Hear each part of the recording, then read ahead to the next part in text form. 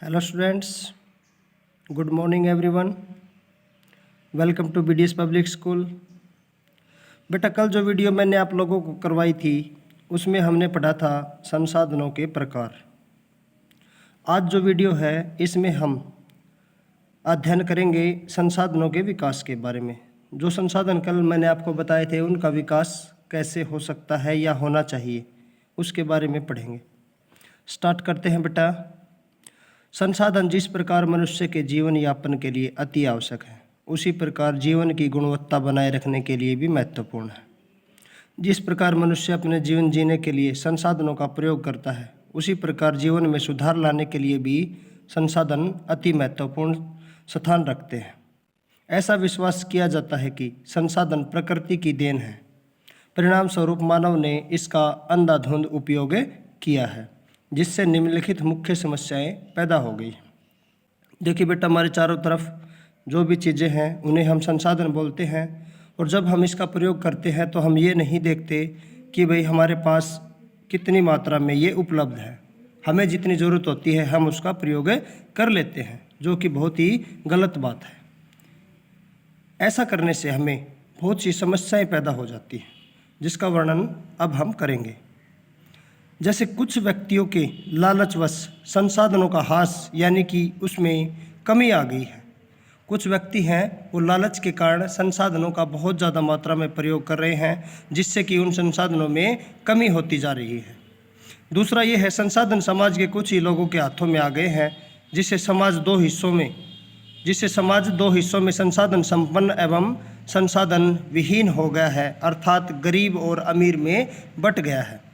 देखिए बेटा, जो पैसे वाले हैं वो संसाधनों का बहुत ज़्यादा मात्रा में उपयोग करते हैं पैसे के दम पे, लेकिन कुछ गरीब होते हैं उनको भी तो संसाधनों की आवश्यकता होती है, लेकिन वो पैसा नहीं होने के कारण उनका प्रयोग नहीं कर सकते। इसलिए जो समाज है वो दो हिस्सों में बंट गया है, अमीर और गरीब। आगे चलते हैं। संसाधनों के अंधाधुंध शोषण से वैश्विक परिस्थितियों का संकट पैदा हो गया है, जैसे कि भूमंडलीय तापन, ओजोन परत अवक्षय। ओजोन परत में है ना, अब एक छोटा सा छिद्र हो गया है, वो धीरे धीरे क्या हो रहा है, बढ़ता जा रहा है। पर्यावरण प्रदूषण और भूमि का निम्नीकरण, जो अनाज पैदा करने की जो क्षमता होती है वो कम होती जा रही है। आगे देखिए बेटा, मानव जीवन की गुणवत्ता और विश्व शांति बनाए रखने के लिए संसाधनों का समाज में न्याय संगत बंटवारा आवश्यक हो गया है। यदि कुछ ही व्यक्तियों तथा देशों द्वारा संसाधनों का वर्तमान दोहन जारी रहा तो हमारी पृथ्वी का भविष्य खतरे में पड़ सकता है।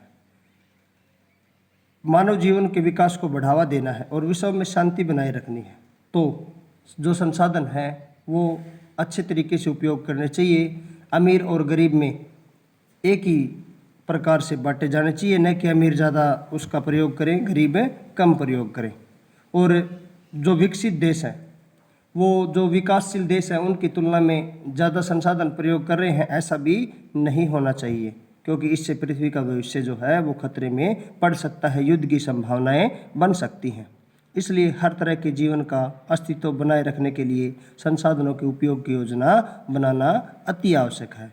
सतत अस्तित्व सही अर्थ में सतत पोषणीय विकास का ही एक हिस्सा है। सतत यानी लगातार।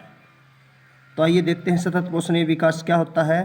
सतत पोषणीय विकास, सतत पोषणीय आर्थिक विकास का अर्थ है कि विकास पर्यावरण को बिना नुकसान पहुंचाए हो और वर्तमान विकास की प्रक्रिया भविष्य की पीढ़ियों की आवश्यकता की अवहेलना न करें।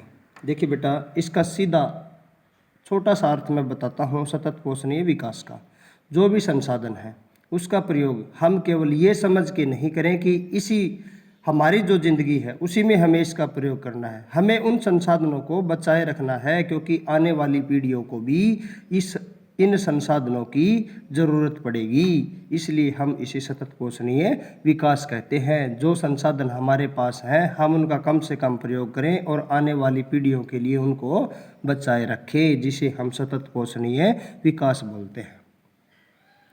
रियो डी जेनेरियो पृथ्वी सम्मेलन 1992।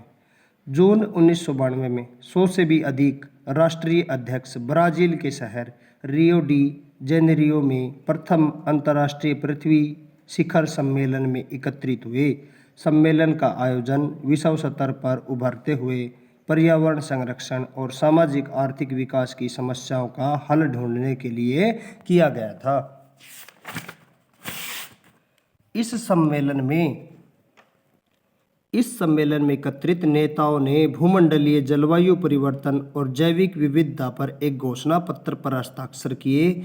रियो सम्मेलन में भूमंडलीय वन सिद्धांतों पर सहमति जताई और 21वीं शताब्दी में सतत पोषणीय विकास के लिए एजेंडा 21 को स्वीकृति प्रदान की। अब देखिए बेटा, ये एजेंडा 21 क्या है।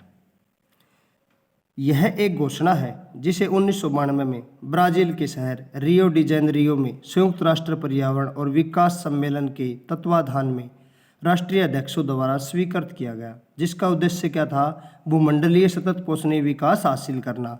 यह एक कार्यसूची है जिसका उद्देश्य समान हितों, पारस्परिक आवश्यकताओं एवं सम्मिलित जिम्मेदारियों के अनुसार विश्व सहयोग के द्वारा पर्यावरणीय क्षति, जो पर्यावरण को नुकसान होता है, गरीबी और रोगों से निपटारा करना था। एजेंडा 21 का मुख्य उद्देश्य यह है कि प्रत्येक स्थानीय निकाय अपना स्थानीय एजेंडा तैयार करेंगे। जो भी क्षेत्र है वो अपना स्थानीय एजेंडा तैयार करेंगे।